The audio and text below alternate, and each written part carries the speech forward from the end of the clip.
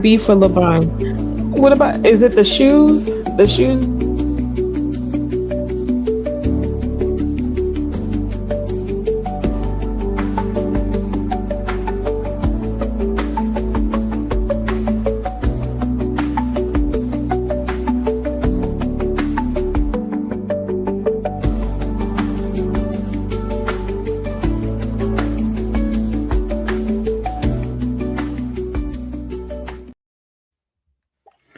Nerds and geeks back at it again. I know we missed you last night, but we are here late on a Sunday. It is the legendary Nerd-O-Roundtable. Yours truly, King Magnificent Wallace Sharp in the building, joined by Dr. Liz from the freeway. What it do?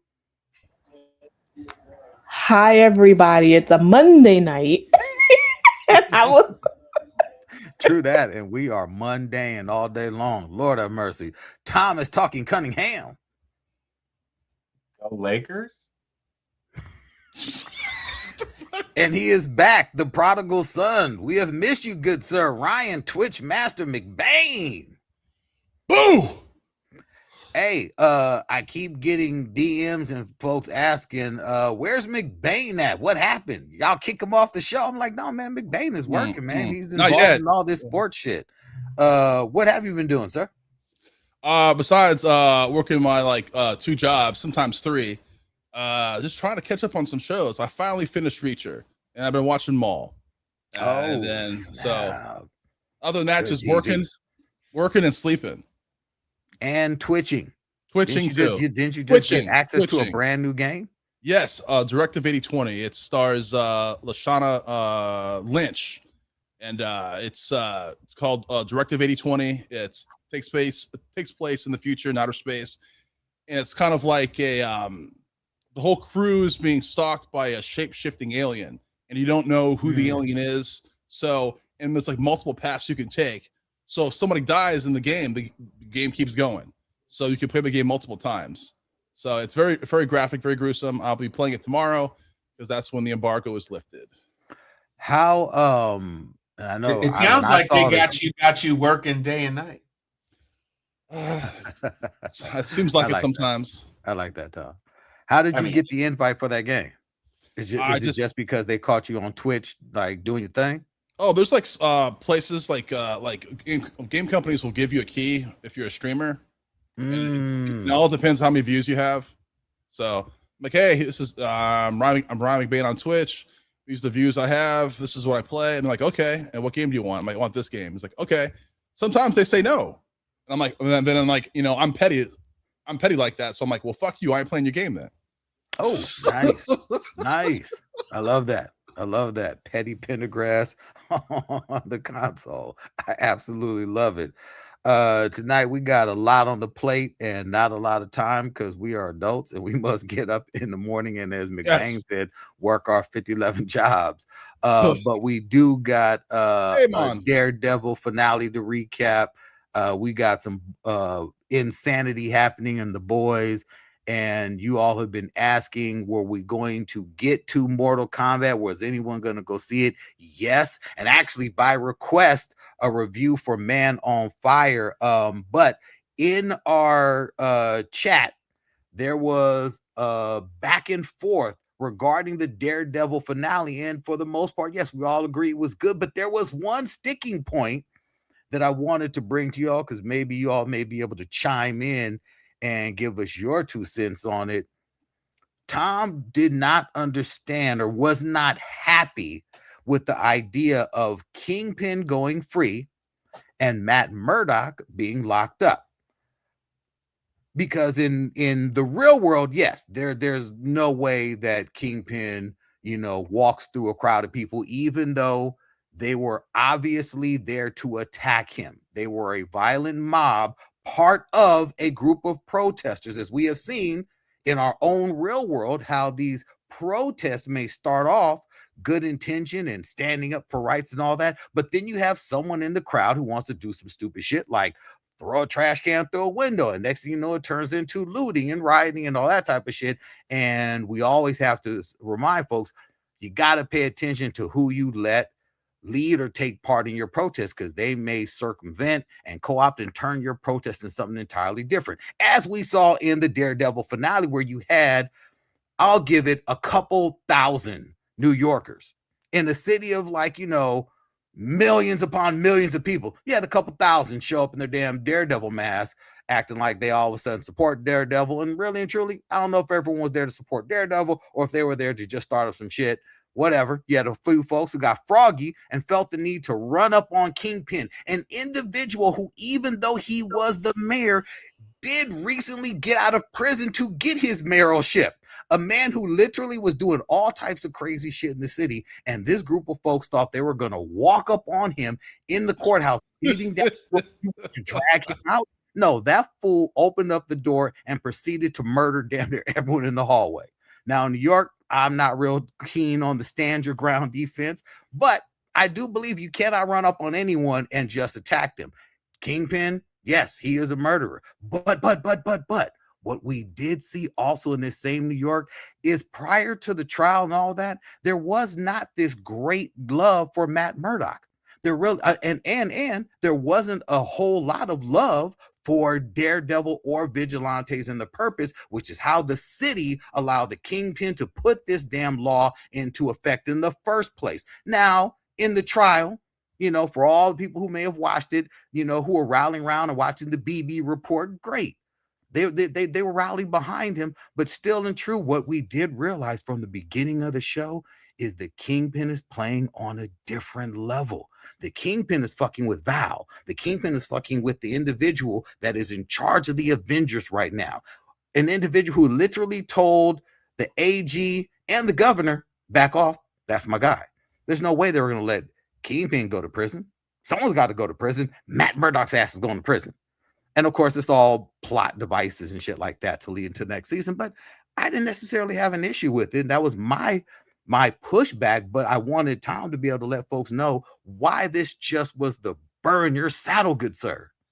Okay. So that was 7 minutes of nonsense. But what I will say is that there was not a single person in the mob who burst through the chamber where Kingpin was. Yes, they definitely came after being held at gunpoint by Kingpin's thugs.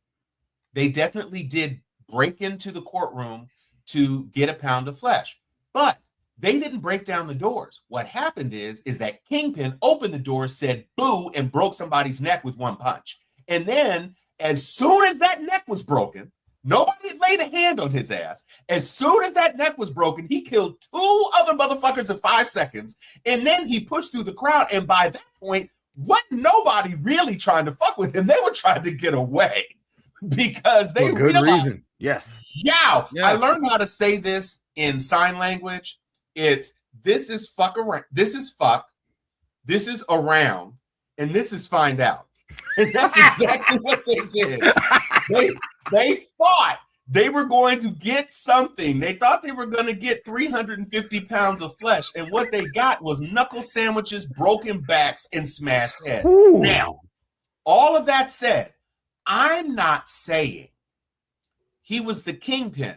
He manipulated things. I'm not saying that it was unbelievable for him to get an extradition package. That's not what I'm saying.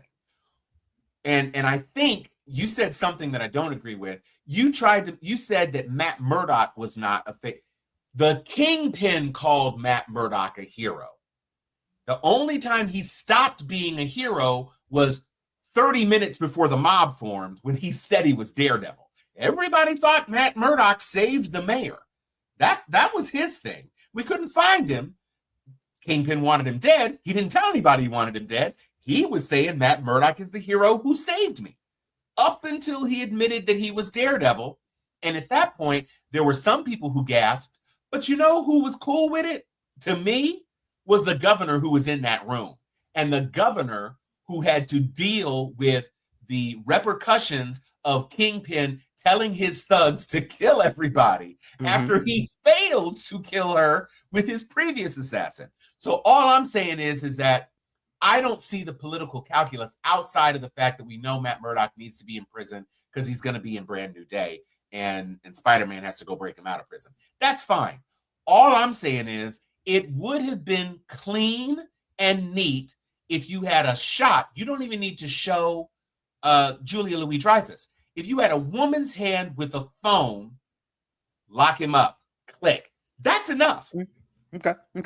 But to say that there would be no public outcry after a guy, remember, you said they weren't all Daredevil fans. No, they were the families of people who had been killed, illegally renditioned, who had been kidnapped, who had been snatched off the streets. It was BB and the other people that everybody that Kingpin had killed. All of those people were sick and tired of the bullshit. So it wasn't just Daredevil fans, it was people who were tired and they were using Daredevil as the mask for their frustrations. Now, the other thing I had a problem with, which would have made it a little bit easier for me to believe Kingpin's violent rampage, ain't no way that many people in New York showed up without a blicky. Somebody would have been armed. Oh, yeah. There weren't no knives, there weren't any pipes, crowbars, baseball bats. Everybody was just bare hands. That's bullshit. You knew you were coming up against the Gestapo, and they had automatic weapons. And if not for the brother that cold cocked that dude in the face, you're saying not one person would have showed up with a gun? Absolutely not. Absolutely not. Because you know why? Because we're living in a world where no one shows up to a damn ICE protest with a gun, Tom. No one shows up to an ICE protest with a gun. But this wasn't an ICE protest. Even if it was just a protest. Actually, the last guy who got shot at an ICE protest had a gun. Well, he was literally did not even pull that bitch out. For all I understand, but you said nobody shows up with a gun. No. We don't know who Kyle Rittenhouse showed up. We don't. All I'm saying is I don't believe in New York. I don't believe in New York. Nobody showed up. Maybe, but you know what? We have not seen any type of incident in our lifetime, current time, where we have seen people show up against the Gestapo with guns ready to do any of that damage. That would be far more unbelievable in our time right now than what you're suggesting. All I'm saying is, I'm not saying everybody would be armed, but in a situation like that, it wouldn't just be good intentioned people. Because it's no. There would be some bad actors who are trying to do some shit, and we saw them. What happened to them, Tom? No, they got beat the fuck up because they didn't have a gun. They got murdered. That's all I'm saying. The bad actors who walked in there with bad intentions, banging on the door. Because Kingpin, yes, he said open up the door, but they were on the outside banging on the door. They could not get in. Their intention was to get in. He was warned by his assistant mayor, whatever, do not open that damn door. Not because she thought it would be career suicide, because she thought everyone in that room was going to die. Suicide. Yeah. And again, all I'm saying is that that's not your house. You could have fled. The judge's chambers were behind that dais. Yeah. Absolutely. You could have taken 4 of your guys to fit around your big ass, and you could have slipped out that back door, and you could have gotten away. You could have. Because they were all coming in through the front. You could have gotten out through the basement exit into the garage and gotten into your bulletproof shit and driven the fuck off. But you didn't want that. At that point, he knew the jig was up. I get that. I'm not saying that the rampage was unwarranted. I'm not. My beef was that I found it very difficult without them explicitly saying why. You're asking for too many. Well, Val was, fuck that. If Val could send a text saying, give him the deal, Val can send a text that says Murdoch goes down. That's all I'm saying. You should have made it explicit to connect the dots, because by the time you had 2,000 New Yorkers, if you say it was 2,000, by the time you had 2,000 New Yorkers showing up to call bullshit on Kingpin, Matt Murdock is a fucking hero because he showed that Kingpin was dirty as shit. Well, somebody called and said, talking about the deal. And even somebody could and show it. Yeah. Well, they did show us. Somebody called. The attorney general called and said, look, take this fucking deal. No, take the deal. That was for Kingpin. I'm talking about for Murdoch. Oh, okay. Somebody should have sent a message that says Murdoch goes down. And then I'd be fine with it. They're probably going to explain that next season. But that's bullshit. You had him walk out with Karen Page. They're getting Chinese fucking takeout. And then the wiggle, No, fuck that. He walked out a hero, and then 2 days later, he gets picked up. Bullshit.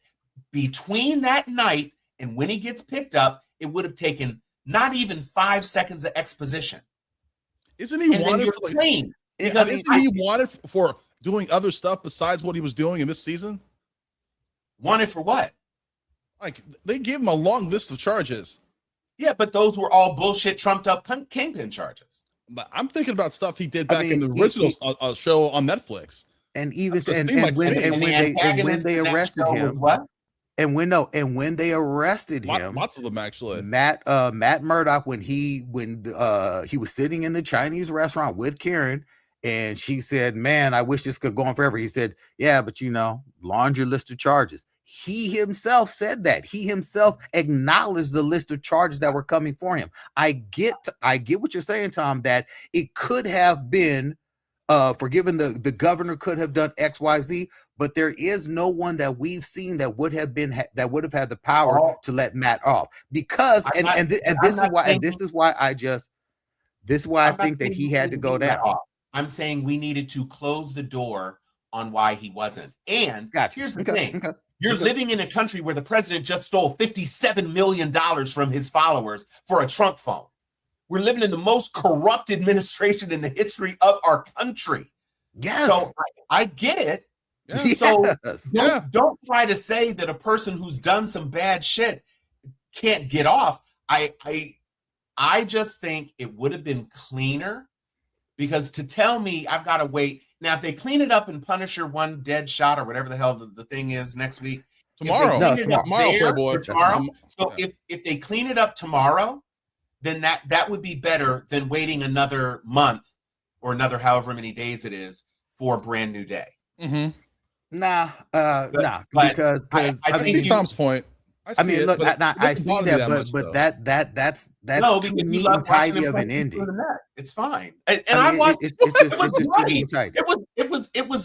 was not everything up until the point where you could have cleaned it up. If you're a screenwriter, you know how to tidy that up. Mm-hmm. Unless you want it to be something that's going to annoy the 10% of fans who are like me, where it's like, that's some bullshit. I got you. And and so it would be cleaner. And so if, like I say, if they do it with the Punisher thing, and we get Karen talking to such and such or whatever, then fine, because it's only a week, and so you've cleaned it up. But it would have been less of a misstep if you had just explicitly made it clear why the villain who literally murdered 12 people 10 minutes ago gets to go to the island, who also, by the way, betrayed Mr. Charles. That's the other thing. You can say Val was covering for him, but Val was working with Mr. Charles on the illegal arms. But Val was above Charles. Yeah, but again, oh my God. I clearly understand that. Yeah. Unless you're saying that Mr. Charles is going to ice him on the island, which I could believe because he's got Bullseye with him on the plane. He had Luke Cage with him. Luke Cage could have easily dispatched his chunky ass. But, you've got an assassin on the plane. Maybe they're flying to the island. All of that is fine. All I'm saying is that you could have handled it better so that people who might not be interested, everybody's not going to watch the one shot. Everybody who watched Daredevil is not going to go see Brand New Day unless the one shot says you've got to go see Brand New Day, which it might well do since we know that Punisher is in it. And so we know that this is really kind of a bridge story. And if the idea is in Daredevil, give us Punisher, and then the week after drive people to see Brand New Day, maybe it's perfect. I just don't think you lose anybody between the end of Daredevil and Punisher by explaining why Matt had to go to jail.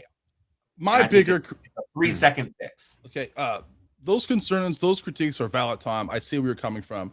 My bigger critique is like fucking New York is on fire, and like where are the rest of the heroes? Like that's my bigger critique. That's what really bothered me. That's going to always be your bother. Yeah. I mean, it is. I mean, but are you? I thought you were going to say, "Where's Iron Fist?" Well, we're going to get to that. Don't worry. We're gonna get to Yeah, that. look, Everybody all of showed them are up coming but back. him. I know, but I'm just saying, Look, I thought that Luke was gonna be showing up. Ryan's issue. Nah, Look, Luke showing look, up with some chef's kiss shit for look, me. That was like the that's man. why He's It not only really I'm back, he's in happy. the MCU. That's why I'm happy. Okay. Like, was the finale perfect? No, it was not. But I have been waiting for this for 8 years almost. Luke Cage is my favorite character, and the Well, you know his joy. show is gone on Channel 2. What show is that? Didn't he have a show, Tom? He had a Who? show. Yeah. Mike He was The Coulter. dude who played Yeah, Mike Coulter, he was on Evil Yeah. for like 5 seasons. Evil. Yeah. and that's no It was a longer good show. Yeah, Good she show. canceled. The show is gone. So I mean, this is a perfect comeback. And when I saw him in the doorway, I was like, "Oh my god, it's happening! That's him." I know who it was. I was like, "Oh baby," I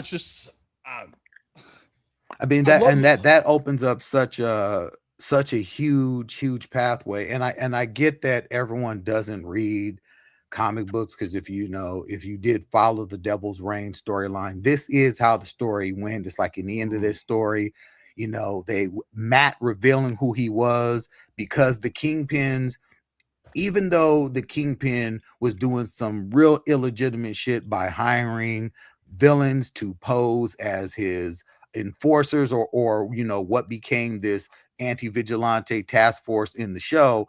In the series, he had hired a whole bunch of villains and had them, hey, look, take off your silly costumes, put on, these police uniforms, and we're going to round all these criminals up. And they went after everybody. It was Spider-Man, Luke Cage, Iron Fist. It was everyone in New York who was a quote unquote vigilante. Of course, they all fought Bat. Matt Murdock and the Kingpin, they had it out. Some of those battles that we saw in this show, even the finale, were scene for scene cut from the comic book. And that's, to me, was what was beautiful about that. And in the show, yes, Matt Murdock did go to prison. And, when he teamed up with Elektra, they come to find out that the Hand had something to do with it. And they went all ham trying to take down the Hand and root the Hand out of New York, which is what takes us into the next arc, which is why, it makes sense for the Hand to be in Spider-Man Brand New Day, because that's all a part of and within the themes of the Devil's Reign storyline, which goes into the story wherein Matt Murdock eventually, sees that in order to eliminate the Hand, he must rule the Hand, but he was controlled by some fucking demon whose name I don't remember, but whatever. All of this plays into where the story is going, and I think that there will be a storyline wherein, where we will see this, and I think that's perfect. So we'll see, Tom, and I do believe that there will be that bridge between this show, Daredevil, and Brand New Day. And everyone knows that there is someone else leaping off that building with Spider-Man. It's not someone flying, it's someone leaping into the hands of the Hands. Can I say that, because for Mortal Kombat, they do give a Spider-Man Brand New Day trailer. And it is so cool to see it on the big screen. And okay, so that part is where it a new trailer? Is it new? It's probably not a new trailer. There's only been 2 trailers. I don't think so. There's only been 2 trailers. I think, but it's just, I guess it's just, bigger. Big screen. And so I just want to go ahead. I'm just saying that when you see him coming off in regards to the Hand, I don't know. I mean, I'm sure there's another person there. I get it. But it looks like a little cleaner on the bigger screen, to where I don't have to sit here and figure out and think. When I say cleaner, I mean, I don't immediately have a conspiracy theory in my head that there's a second person jumping. They make it seem like it's just one, that it is just him confronting the Hand. But I'm not saying that is accurate. I'm just putting it out there, that the look of it. One of my main issues is the connection still to this day, Brand New Day, to this day, is it's one way. It's TV shows leading into movies, but movies don't really come on to the TV shows. For instance, they can't even say Spider-Man on Daredevil. They can't. Kingpin can't show up in the movies. They can say, "Oh, it was a man running around in a Spider-Man or in a guy who's like dressed up as a spider." They can say that, but they can't even say Spider-Man. The guy dressed up as a bug. I think they said a couple times. It drives me nuts. But I will also say this: I love the fact they did their best with linking and showing flashbacks to the original show on Netflix. We saw Kevin come back. Yes. We saw how Buck was there. Buck was there. By the way, Buck was the dude that set up Karen in season 1 on Netflix. He was the guy who did that. Right. So I love that like connection. I'm like, okay, great, magnificent. I'm kind of warming up to the fact that Max Crazy X is going to be a Muse. A new Muse, yeah. I'm like, okay, fine, because like they she seems psychotic. Her psychosis is real. Yeah. Oh yeah, she sells the crazy. She sells the crazy. So you mean the sex must have been like fantastic. But anyway, but like those are like I have a very few critiques with this. I wish the Punisher was in this. I think it would have helped a lot better, like fleshing out the story. But Jessica Jones coming back was also great. I love Jessica Jones, and I was just praying and hoping that Luke Cage would come back. And I love the fact that they showed his kid, and I love that like they got everything right with that, calling her Danielle, because that's giving tribute to Iron Fist, Danny Rand. Tom, named after her godfather. I know all about that. I'm just fucking with you. But I would like to have known like why Luke felt the need to go with Mr. Charles. Why did it? I mean, he's Luke Cage. They can't like hurt him. I mean, so I kind of like to know more about that. But when Jessica and Luke hugged and the family was together, I was just like, finally, after 8 years, my favorite superhero, the greatest superhero ever, I fucking said it, is back. I'm not. Joy. I just saw like nothing else mattered to me. I wasn't mad about anything else. I was like, dude, I got what I wanted. When Tom was saying what he was saying, I'm like, I get it. That's like it makes sense. I don't care. I'm happy. I'm filled with joy. So chef's kiss. Luke Cage is back. Before moving on, the last thing that really gave me the feels is seeing BB in her uncle's office and seeing those stories on the wall, the stories that he covered in the original season. That meant something to me. I was like, wow, that's such a full circle moment. Going from Ben to Karen and then on to her, and then seeing those same stories. It took me back to why I love the original series so much, because it wasn't just a single storyline. There were a lot of things happening within the world of the Daredevil and how it impacted the people around him. And Ben Urich, I think he is definitely one of the unsung heroes in the series, and how he is the one who really helped to take the Kingpin down in the beginning. And I think that that full circle moment there, I was like, that's dope, man. That's really dope. I didn't think that BB really cared for Daniel, but when I saw the picture on her desk, I'm like, okay, she really cared about him. Because I thought she was just there just to get stories, just to use him. And I was like, Daniel, you're really protecting this chick. I'm like, dude, yeah, but I don't think you guys aren't even dating. No, but I mean, she can still like him as a friend. I didn't think that she completely I think she was warming up to him. See, I think in the beginting she was using him, but the time passed on, she started like, okay, this guy's not a bad person. I think in the beginning she was using him, but at the end she liked him. I think at the beginning she was like, you're a piece of shit. I'm just using you. Like is a strong word, but I think that there is still. I do think that there's a friend. Yes, Reptile from Mars. Reptile Mars. My bad, I forgot. Yeah, White Tiger. White Tiger's niece taking up the mantle. I thought that was dope, seeing her. I was worried about how that would look. If they pulled it off believably. I'm like, okay, yeah, I get that. That's great. How she was moving around all quick and everything. Oh yeah, it's good. This is good. I like this. Also, dude, Bullseye. Bullseye owned every fucking scene he was in. Yeah, he did. When he was in that restaurant on the phone saying, "Oh, Frank Castle's here. Oh my God, I think he has a gun." I'm like, "Oh boy, here we go." He was amazing in that role. It's like I can't believe that dude tried out for Captain America. That's why I'm like, wait, huh? Dude, he was saying he almost got it. He got second place. Yeah. Yeah. There's actually pictures of him dressed as Captain America, which is really funny. Wild. Which is wild, but he was meant to be Bullseye because he's so off. I'm like, this dude is dope. It felt like to me they literally ripped him out of a comic book. Like, Bullseye is one of the first like villains I really read about when I was a kid, and like how he was just ricocheting knives and using straws, and motherfucker used a lobster to kill some dude. I'm like, yeah, man, this shit is hot. Yeah, anything in his hands is a weapon. Yes, dude, give that guy his own show. Fuck it, I'll watch that shit. Before we get to these movie reviews, The Boys, I didn't think that The Boys was going to be able to keep it up.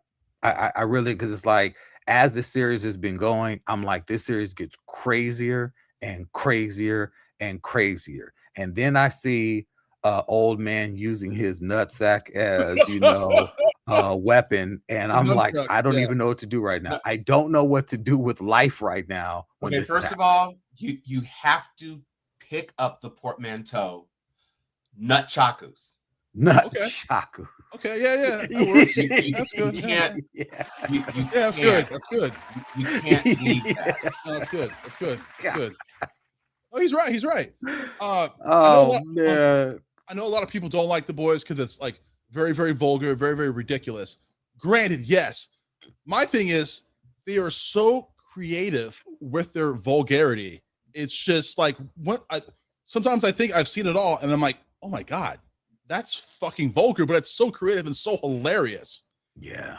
The fucking dead fish talking to the deep, going, Kevin, we knew it was you. The fish talking.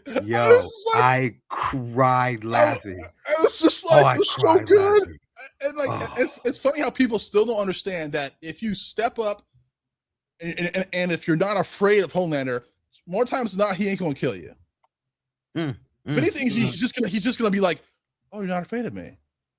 The only guy he killed was A-Train, and he felt bad about it. He's like, because A-Train punked his ass. A-Train went out like a G. And by the way, I love the fact that how he died was kind of like a flashback to what he did in the very first episode. He died because he only died because he didn't run through that girl. Exactly. I love that callback. It was beautiful. It was great writing. I was like, okay, I see what you did there. I'm glad. I'm glad he died on his terms. He didn't die scared. He died on his feet. He died like, hey man, he told that guy he was a bitch. Hey, you a bitch. I don't know why I was ever afraid of you. Fuck you. Fuck your life. Do what you gotta do. I was like, okay. Hey man. Now, Tom, you read the comic, and no spoilers, but in the comic, because I never finished. I have like the first 3 issues in my garage. In the comic, did he get the V1? It wasn't this is diverged so far from the comic. Okay. It doesn't. There's no V1 sub. It's not like that. Okay, so they left the comic a long time ago. Oh, for sure. Okay, and it's fine because the comic is a lot. I mean, whatever you think about the show, like Hero-gasm was like a 6-issue arc. And it was absolutely crazy. It was its own kind of like half sub season of the comic. So wow. It is so crazy. Well, okay. So since this isn't a spoiler, in the comic book, Black Noir is an evil clone of Homelander. Right. Who is absolutely that shit crazy. Right. And Homelander bites it relatively, like, not, I wouldn't say easily, but it's kind of a straightforward kill. It's not like, So this is fine. Anthony Starr, we were talking about this in the chat.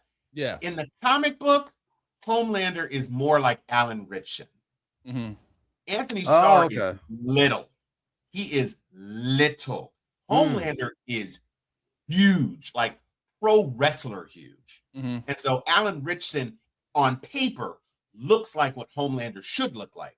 Ryan brought up the point that since Alan Ritchson is like 6'4", you couldn't have enough actors who would be his size to make it look right, which is true. Certainly, but the Deep looks very different.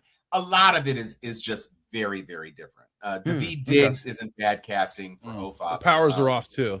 Yeah, everything is kind of very, very different. But that's fine. Things exist in different media, and the point of The Boys is to be a deconstructed, anti, clean cut superhero thing, corporate ties, political intrigue. That's what it was supposed to do, and the series has done that. You didn't have to match the comic book gross out for gross out in order to do that. So, it's fine. Okay. I think I don't know if Ryan has watched the trailer for the next episode. Yes, I have. Yes. Okay. So the fact that Marie Moreau is in it is good news. Because oh shit, I didn't know that. Oh yeah, I didn't see the trailer. She's in it. Yeah. She's in the trailer for like this, but okay, but that was our thing for last week. We were like, where's she at? No, it's her. It's the trans character. Yes. Can throw shockwaves or be invulnerable. Those are the two that I noticed from Gen V. But then they also have the Mad Dog dude or Dog Rat, whatever his name is, and She-Line, which is a great name. Dog Knot and She-Line. That's pretty amazing, actually. That's crazy. And so there are a number of paths. I actually went down a little rabbit hole on this. So there's still the special uranium that is basically kryptonite to Homelander. Okay. That there was this special uranium chamber, enhanced uranium, that his body can't withstand. And also, we have just seen that Soldier Boy can take powers from V1 suits by irradiating them. Now, Homelander's been caught in a Soldier Boy chest blast and didn't lose his powers. Maybe he lost them temporarily, but he didn't lose them permanently. We don't know what's going on with Bombs. Oh yeah, it was last season in the battle in Soldier Boy. The thing that put Soldier Boy on ice, he blew up the chest thing, and Homelander was exposed to it. But he was outside, remember? Because Maeve grabbed him and they went through the window. That's why Homelander wasn't affected. Okay, so we still have V1 natural immortal Soldier Boy who has demonstrated his blast and at least temporarily take away powers. Then you've got Marie Moreau on the board, and it's very conceivable that she could literally, because she controls blood, extract the V1 from his blood, just literally pull it out of his body like Magneto pulled out the adamantium. So even if it was partially metabolized, that would be dope. She not only has she demonstrated she can control the blood, she's also demonstrated beyond the blood, she has like a biochemical power control because she healed the magnetic dude, Polarity. She rewired his brain. She healed the girl who could touch you. Brought her powers back. He was able to, by controlling blood, she was literally able to suspend all 5 of her friends in the air simultaneously. She brought Godolkin back to life and then helped dispatch him. So she's a beast, and they've related her to Project Geneva or whatever the fucking thing was. The OG Odessa. Thing, yes. So she's a part of Project Odessa, so it may be that she either has a variant of V1 or something V1 adjacent or V2 or whatever, but she's a beast. And the very fact that they're bringing her back, even if they tease her in this episode so it doesn't feel rushed to push her into episode 8, then, there's that. So you've got at least 3 ways that Homelander might be dispatched, and that's not even including his own son. So, and we also don't know if Sister Sage made a deal with Bombsight to bring like some temp V, because guess what? Something that could interact with him poorly. A lot of people are calling her the dumbest, smartest person like alive, because of she's she was shocked that Soldier Boy gave Homelander the V1. But I would rather believe that, because she texted somebody, do we have a deal or whatever. Mm-hmm. Yep. Some people were thinking that was Soldier Boy, but it seemed to me completely irrational that she wouldn't know that Golden Geisha had a goddamn med alert from Vought. Yeah. Right. That was trackable. And Right. she left the receipt Yeah. to Taco say Bell. that she was there. And what's his name just happened to mention that she was doing med alert commercials. The legend. Yeah. Which gave Homelander the idea of tracking it. It seems far more likely to me that she set that up and that maybe it isn't actually V1. Maybe it was 10th V, which got him juice, and he wouldn't know the difference between his regular power level and whether or not the V1 burst was just the fact that he just got V1. He wouldn't know. He's already a flaming narcissist. So it seems a lot more likely to me that she was playing a plan inside of a plan to get him to think he was immortal so that he would be easier to take down because he figures nobody can fuck with him anymore. And that's going to lay the seeds of his destruction. So we'll see. Obviously, he can't live. He's going to be dead. At the end of the Also, series. let's not forget that the vice president, the girl with two faces, told Sister Sage like what was going on in Soldier Boy's head, how he basically loves his son, but he doesn't want to admit to it. So that had to go to the equation too. But my only question is, why was she pretending like what was she acting like? Oh my god, like I don't know this is happening. Misdirection. When I saw her do that, I was like, there's no way. That's obvious. That's more for the people around her. That's not for us, the audience. That's misdirection for the crew that was around her. By the way, and she was lobotomizing herself in the trailer. By the way, have you seen her in real life? Just without all like the gear and everything? Woo! No. Brick house? No, but fine. That's what a brick house is. That's a brick house. We know that you're younger, but that's what a brick house is. She's evil Quinta Brunson. Is what she is. I saw that picture of him. I was like, oh, that shit is hilarious. How did Quinta get on the boards? So yeah, I think that the idea of Homelander being even more unhinged is difficult to conceive of. Right. But it also occurs to me that Father might have an angle too. I don't know.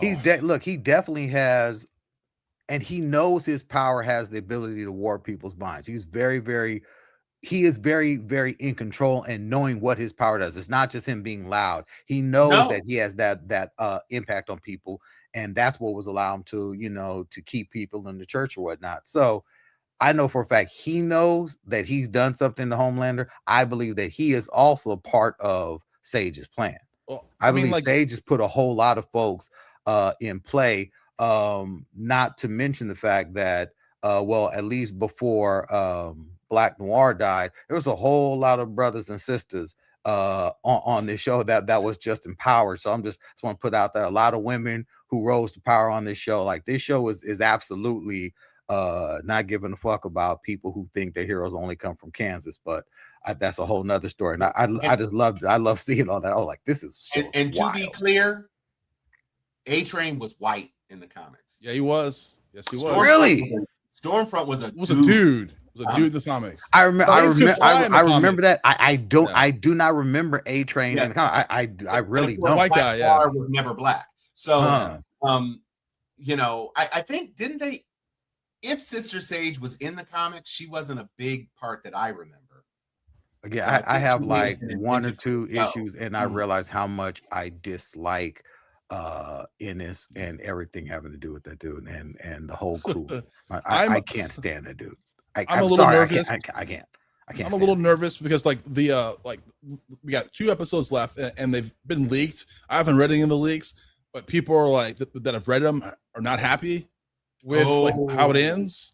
I saw that. I did see that. But I don't know who these people are because I am enjoying the show, and some people are like complaining about this. I saw something on social where someone was saying like, worst ending ever, and I just move past. I don't want to see that. Game of Thrones is the worst ending ever, yeah, but yeah, and I'm hoping that we don't go there. That would be very, very disappointing for them to end on that note, even though they've got the prequel series coming out, and I believe they have one more series connected to more current day iteration of some other spinoff that I was. There's only two villains I want to live that I want to live: Sister Sage and Soldier Boy.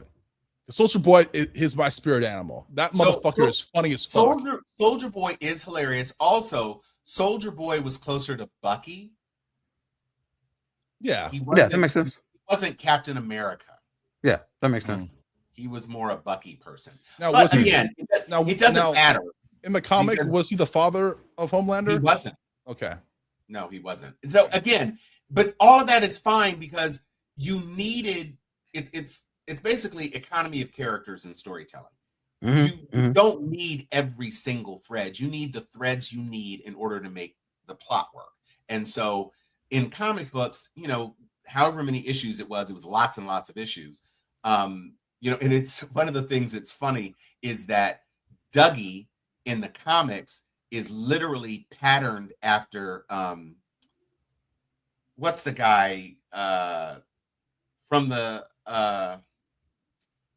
Shaun of the Dead, that guy. The father of Huey. The father of Huey? Yes, Huey. That's why I said Dougie. Yeah. Huey's father is the Shaun of the Dead guy. He looks like the Shaun of the Dead guy. Yeah. And so which is an interesting aside. But the whole point is that I would hate for this ending to Game of Thrones me. That would I'd be so disappointed. Nothing can be that bad. I mean, if a slow speed chase in outer space is burns probably the entire planet, that would not be good. Yeah. That's unearned. So that would stop. Yeah.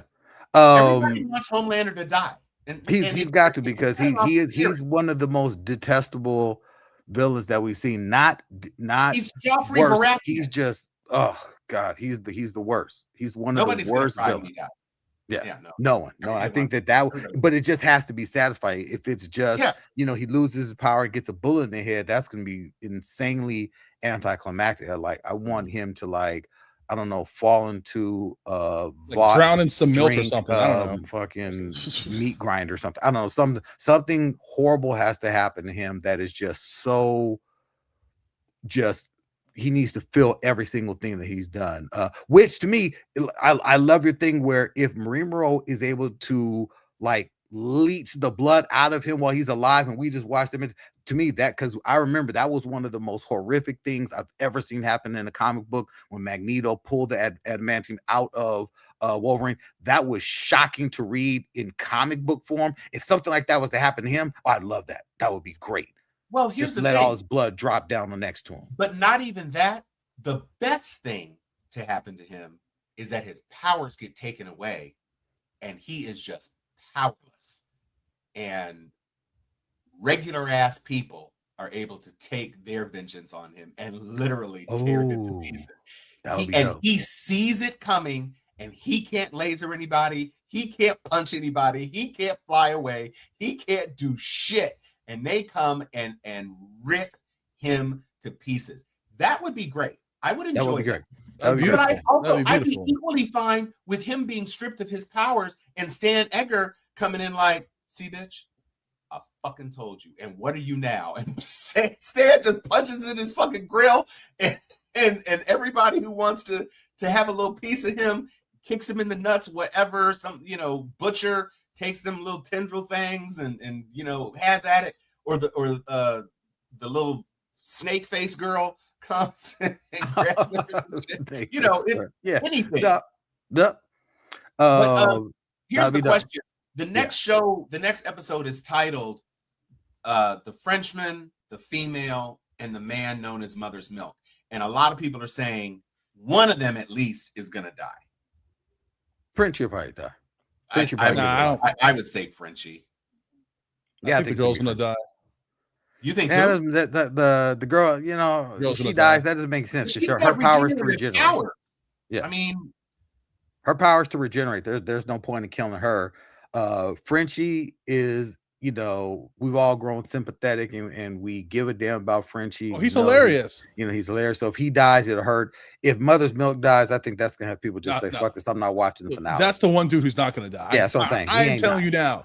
But Yeah. Frenchie's hilarious. The fact that he did so much drugs that the mind control had no power over him is fucking hilarious. Right. That was fucking funny.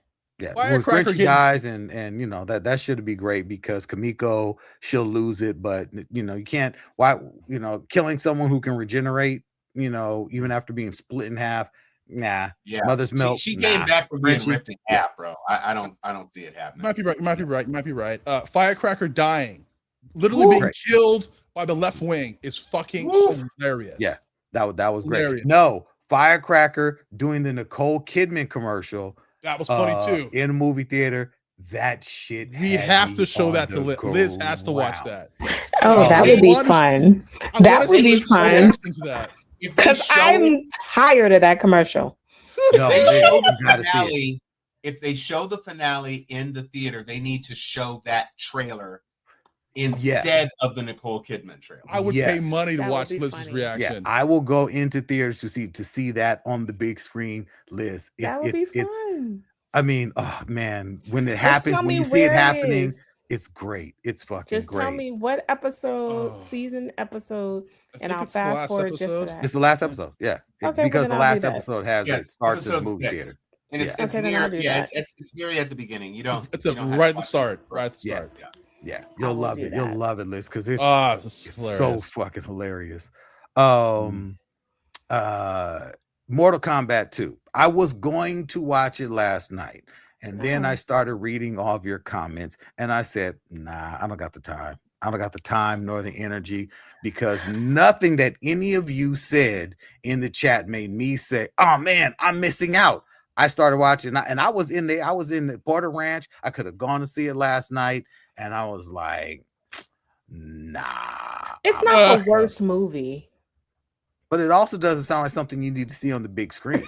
And I need to waste any of my A+. First of passes all, on. you're not using all wasting 12 of your anything. A list. That's true. That part. That's true. That part. That's So, true. What I will say is that unlike the last movie, which was to try to revitalize the franchise, Jesus. it goes back to the video game roots of there being a tournament. Okay, they set it up that there are 5 Earth champions and there are 5 bad guys, and it takes place in the realm or whatever. And Shao Kahn is the big bad.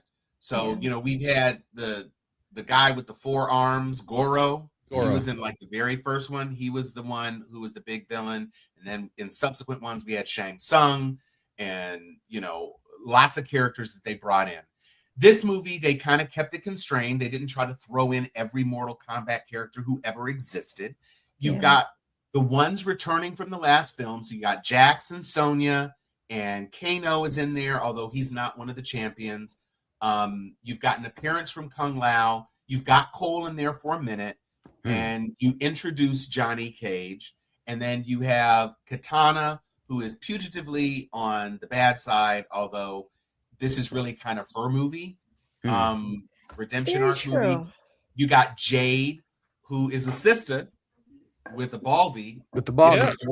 Doesn't it Dora feel Milaje vibes. In the game, she's a sister. She's black doesn't in it the feel game. like a doesn't it feel like a little bit of Thanos, the Thanos kind of arc where it's like I'm going to raise you kind of it was concept. I mean you could easily see the comparisons between Nebula, Gamora, and Thanos in the Shao Kahn thing, except that Katana never really knuckled under Shao Kahn. True. She was always playing the resistance person, whereas Gamora was a true believer because he adopted her when she was a child. Katana was she was a child, I guess. Yeah, I mean, she just was strong-willed. Right. She was a princess, and he watched She watched him kill her daddy. So that's kind of a different vibe. You know, Gamora didn't see that. He literally said, "Turn your head, child." As his people were killing half the planet. So it is different, but yes, sure. And so there are fights. You know, it's perhaps a cheat in a game that is known for fatalities that really, well, not the first fight, because the first fight is with her father, who gets brutally murdered. But in the first tournament fight, Johnny Cage actually doesn't die. Katana spares his life. He's knocked out, so the fight's over. So there was no finish him, but he was knocked out. And so that's a possibility in the game. You don't always have to brutally kill that's true. That is true. So he lost, and he was taken off the board, but obviously that comes to bite everybody in the ass because he ends up being a critical part of the resolution of the movie. So that being said, there is a fight structure. Each of the fights matter. Jax defeats Jade, but he doesn't want to beat the sister up. So the sister is spared. That ends up being important too. And there's only one of the battles that I mean, was there any finish him? Any get over here? There was. Yes, Okay. there was. There is a get over here because Scorpion is brought in later. They go to visit Hell and Scorpion is there, and they go to visit Hell because Sub-Zero is brought back to life. There's a lot of resurrections. Kung Lao is resurrected. It's like the game. It's yes. Kano is resurrected.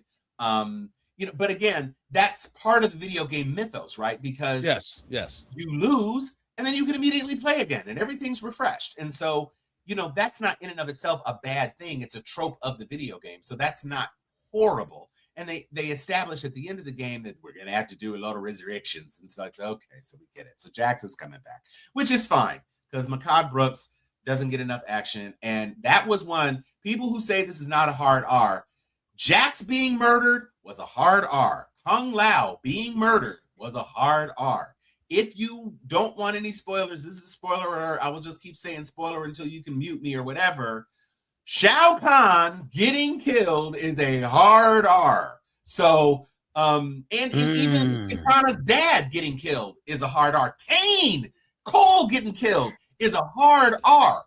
Hard R. Wow. So there's a lot of deaths that you just listed off. These are main characters. There's a lot I saw one of the deaths. But I saw disagree. one of the deaths online. You disagree with what? Bashing somebody's head in is not a hard. Cutting somebody's head into 4 pieces is not hard.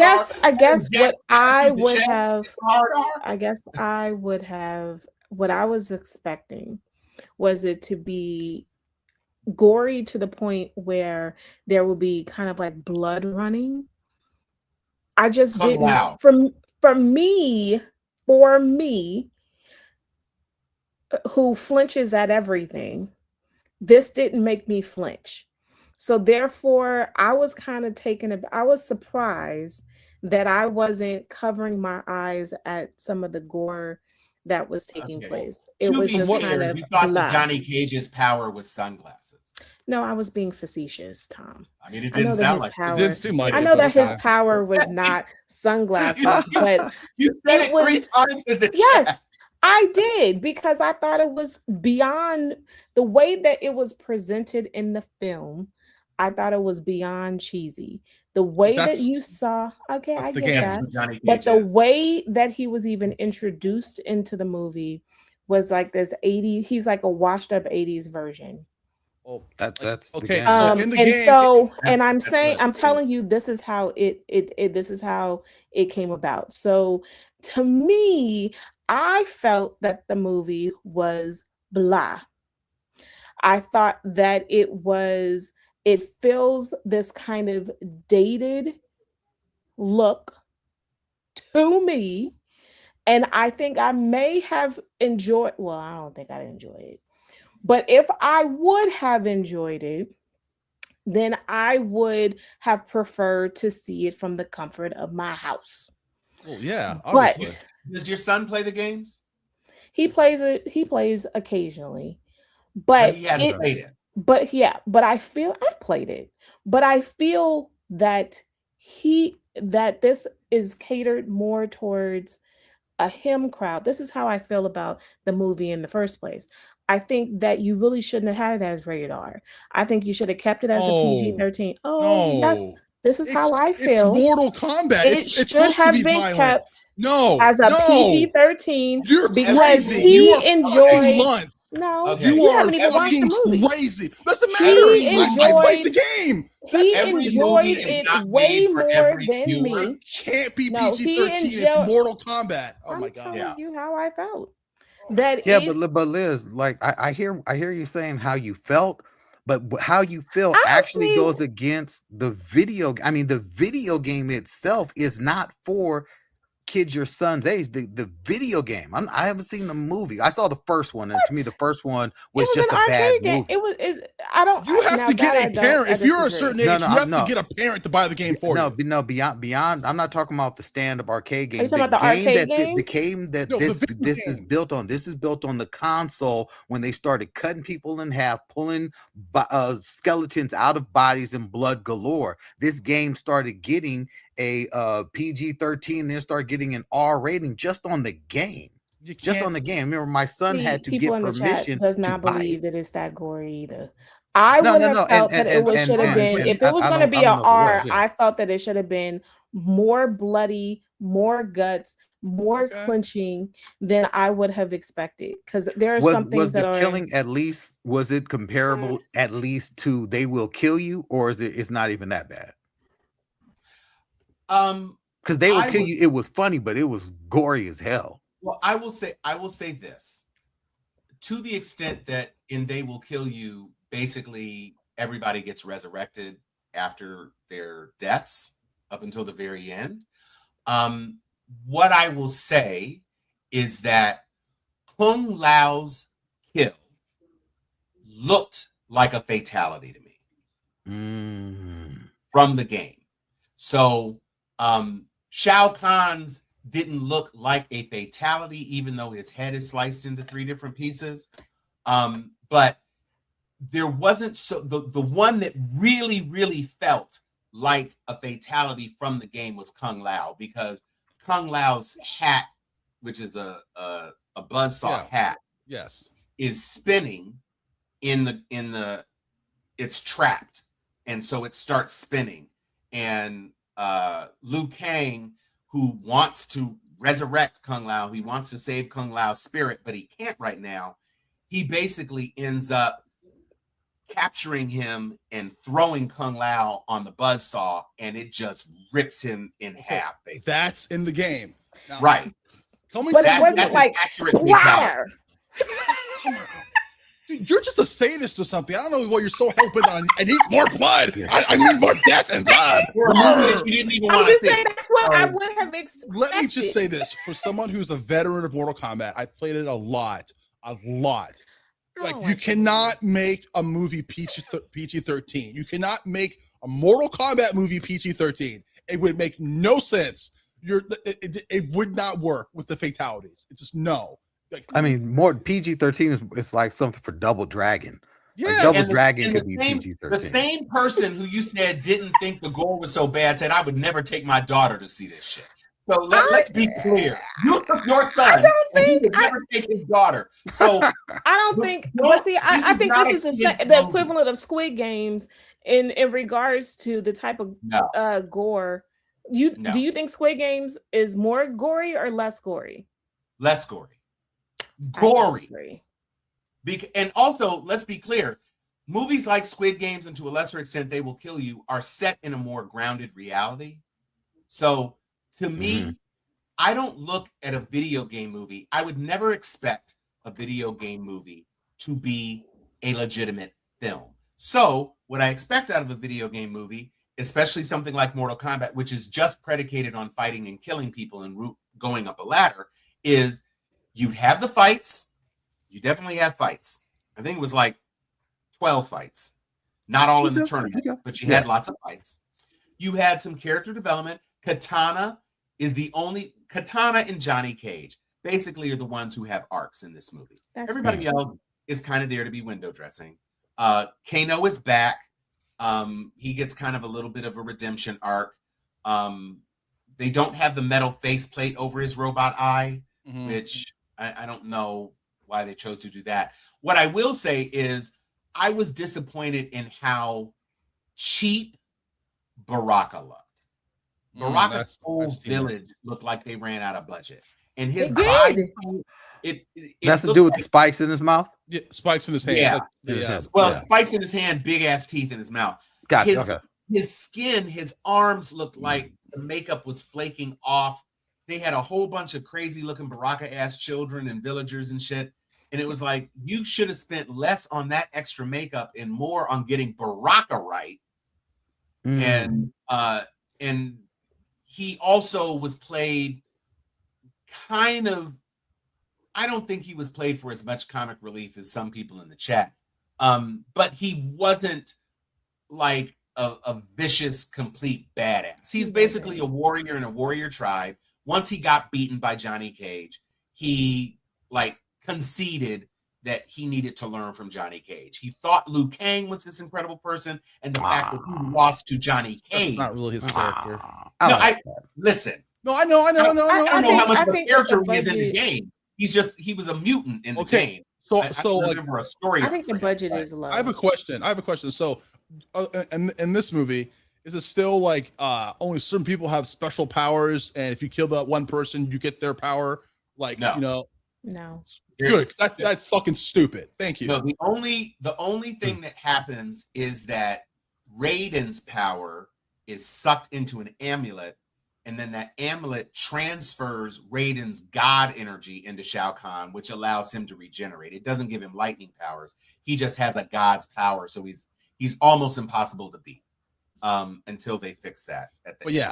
I will just say this: I'm going to see it eventually, but I don't need to see the movie to know that it cannot be rated PG-13. I think that you would enjoy it more than you did the last movie. I know I will. I still think that this movie does not need a sequel. Another. I'm walking in. Box office wise, this film it didn't even scratch number one. I mean, this shit came in. It came in number low. 2. Well, for a video game movie. Last time I looked at Box Office Mojo, it was number 3. I looked at it today. Oh, did what's it called drop? It came because out, when I looked at on those weekend, Devil Wears Prada was number 1. Oh, it dropped. Devil Wears Prada was number 1. This was number 2, and Michael Jackson is like $500,000 behind it. That's wild. So here's the thing, though. It opened higher than the last movie, and so depending on there's a lot of stuff. But this is going to coming fall out. off. We're in the summer, the pre-summer season. There's not a whole lot of daylight left before we get to Brand New Day, and so I'm not saying it's a convincing reason for a third installment in this rebooted thing, because again, once you kill Shao Kahn and you've got the necromancer by the back of his neck. So Shao Kahn isn't going to be resurrected. So where are we going? Well, they ended it with them walking on the line saying we're going to resurrect everybody. 60 million worldwide for your opening weekend. Oh, this even if that is better than the last. Like I said, I don't think it's a rationale for a third installment because I don't know where you go. I do think it is. I will say it was not as openly cheesy as the very, very original movie. Wait. The one from 1995? Yes, the original one. I know you love it, but it was. I mean, because they were trying to jam. Trying to jam all of the actors in there. They were trying to jam the characters in there. And then when they did the sequel, Sindel was a mess. Okay. The second movie was bad. That's what I'm saying. Yes. The first I'll give you that bad. And it's better than the second. So it's okay. I have to see the second movie. I have to see this one to judge, but like I said, I love the original Mortal Kombat movie. Guilty pleasure. I will say this. I think it is an upgrade. I think story-wise, there was actually a story. It is Katana's story, and it's Johnny Cage coming into his own. So it's Johnny gets a redemption arc. But again, Carl Urban is getting long in the tooth. I don't know why you would push this. I'd rather see Carl Urban do another Star Trek movie than to see him in Mortal Kombat 3. Well, so we'll see where it goes. But they wanted to do an old Johnny Cage, which is actually in the game.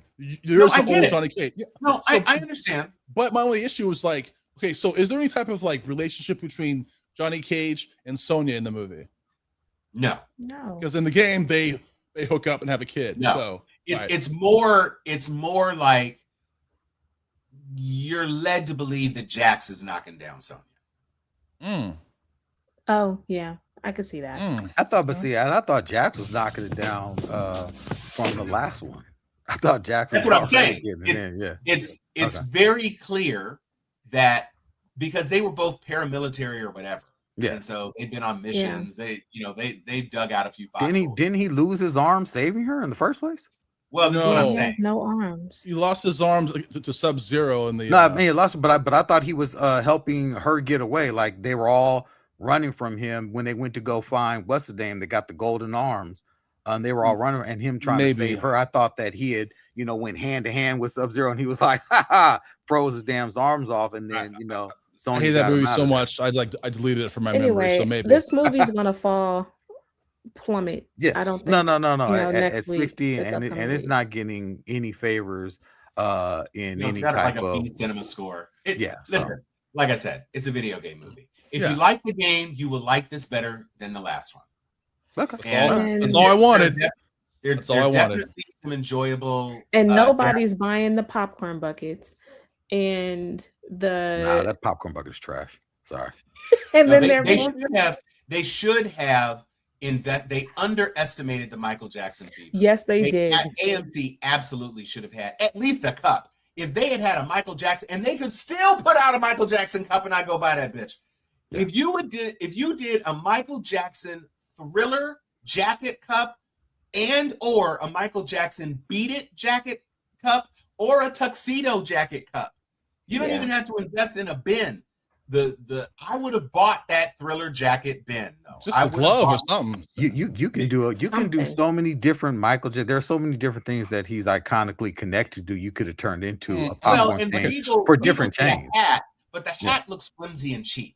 Yeah, you could have sold the shit out of. You could have had 3 different Michael cups. I would have bought each one. Can you imagine if you would have had like moonwalking shoes?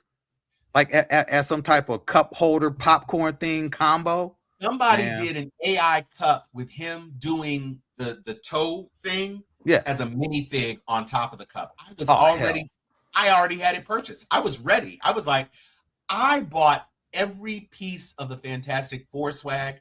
I would have happily bought anything that they. I bought from Danny Rand over here, all that money. Shit, man. Damn. But I was there And on on the top first of night. And right, I agree. Hmm. And on top of that, they're re-releasing it in IMAX this weekend. Yeah, The whole week. Yeah, Because that's because it's gonna AMC is outperform. like, hey, fuck what you heard. Michael Jackson is the king of theaters right now. No. All right, real quick, before we get out of here, Tom, by request, if you could let us know, because I haven't checked out Man of Fire. Yes, okay. And folks really want to know because we promised it, and I'm like, dude, I need to know. Is Man of Fire, does Yahya do it again in this series? Yes. So this is a huge year for him.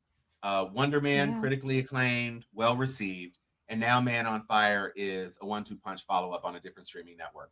What I can say is that the rationale that they have to expand this over 7 episodes, it's 7, it's not 8. They used the number of episodes they needed to tell the story. I was at the end of episode 7, I was like, well, what are they going to do for episode 8? And they were like, you might enjoy.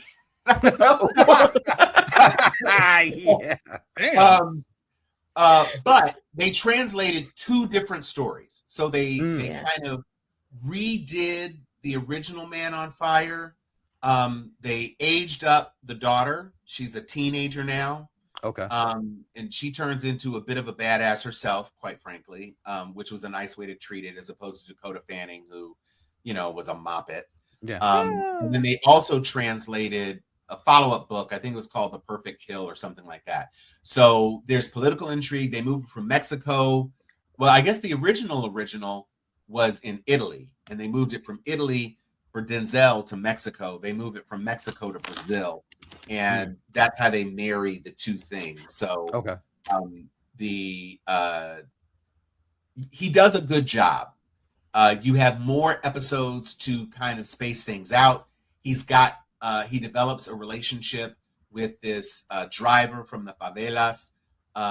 There's another character from the favelas, Libro, who kind of gets into a little quasi relationship with the daughter. There's this other kind of favela thug named Vico or Vic or something like that. He turns out to be a little bit of a hero. So they do a good job, and I don't want to spoil who the big bad is. They do kind of telegraph a couple of things, but they set up another installment. Yeah, Okay. So Okay. Okay. this is pretty by the book. You've seen this movie before. Damaged, deep op professional goes off the deep end after his crew is killed and is clawed back into the life by a friend, and shit goes left, and he kind of like has to shake it off and get back into, he has to lock in and get back into mode because he's got to protect the daughter of his friend. And that's kind of the launching pad of the whole thing. And it's a very satisfying watch. Like I said, not a whole lot of new ground broken. But it's always good to see. I mean, this is the era. If Denzel and Wesley and Idris had their eras, this is the era of Coleman Domingo and Yahya Abdul Latif II. Okay. They have inherited it. Maybe Damson Idris, maybe I was about to say, what about Damson?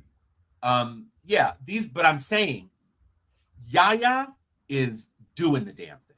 And so Yahya's in the MCU and Yahya's in this shit. He was Candyman. He's playing a broad range of roles across genres. He was also in the DC universe. So Watchmen. He's doing Watchmen too. So and Watchmen and Black Manta. He is and that's what I'm saying. Oh, let's not think about Black Manta. He's doing, he was good. The movie was bad. He's doing a lot of good work, and his work is being well received. So Jonathan Majors has been pushed all the way off a cliff, and it's all about Coleman and Yahya right now, with a side of Aldous Hodge and also Damson come up. If Damson is confirmed as Black Panther, then that's going to be a huge leap ahead. Well, also, I mean, let's not forget, Jordan's got what's one called coming out, and that's looking to be a big one next year. You mean Michael B. Jordan? He has a movie that came out, a kids movie that came out that I'm watching. Yeah, on Netflix too. No one wants to see that. I'm watching it. It's not bad, but it's like there isn't enough hype. There isn't enough hype on that one, and the story looks stupid. I mean, the story, we switch places. Oh my God, you're a bird, I'm a gerbil. Fuck out of here. No one wants to see that. But how he does in the spy film coming up. The Thomas Crown Affair. We'll see. Really he was like my wage goes up as soon as he got that award. Miami Vice. I should have included Michael B. Jordan. It's Michael, Coleman, and Yahya right now. Yeah. So, and that's an exciting time because for a while it was basically Denzel is serious, Wesley is action, and that was pretty much all you had. But you got Anthony Mackie on the edges now. So there are things going on. But to answer the question about Man on Fire, definitely worth watching. Okay. It is. Especially for I just got my Netflix back. I didn't even know that it wasn't active anymore because I had stopped. There wasn't anything on Netflix for me to watch. I hadn't watched Netflix in forever and a day. And then when I went to go and watch the series after you started talking about it, I'm like, your account is inactive. I'm like, wait, what? What happened? And I'm like, oh, I fell off. Okay, I understand. I'll get it back. I understand. Yeah, it's worth watching. Okay, definitely. Well, there you go. I recommend it for sure. There you go. For sure. Well, no, we're in an hour. I appreciate y'all time. But we got Punisher tomorrow. We got another episode of The Boys dropping. So we got a whole lot of shit that we can catch up on this Sunday. We can all get together with all the adulting we got going on. But till then, Dr. Liz, take us out. Good night, everyone. McBain. So you didn't nut. That's a deep cut. That's a deep cut. That was the shit. That was the shit. That's a deep cut. I love it. I love it. Tom. Where is my fireproof suit? Excelsior. So you didn't.